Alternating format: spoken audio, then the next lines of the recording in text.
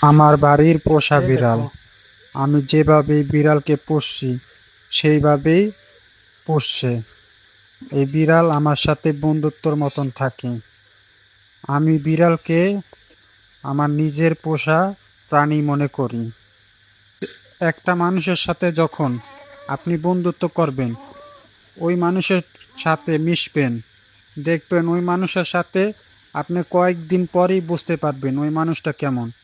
কিন্তু একটা পোষা বিড়ালকে আপনি খাওন দাওন, লালন যতন ওইভাবে করেন, আপনার কথাই শুনবে, আপনি যেরকম রাখবেন সেই রকম থাকবে। আপনি ডাকলে আপনার কাছে আসবে, আপনাকে খুব সুন্দরভাবে চিনে যাবে। কিন্তু মানুষের মতো না। মানুষকে খাওয়াবেন, করাবেন, পিস দিয়ে লাস্ট পর্যায়ে দেখবেন মানুষ আপনার ক্ষতি করবে। কিন্তু একটা পোষা বিড়ালকে আপনি যত্ন সহকারে পোষেন, আপনার কথাই শুনবে, আপনার ভালোবাসার সদস্য অনুযায়ী থাকবে।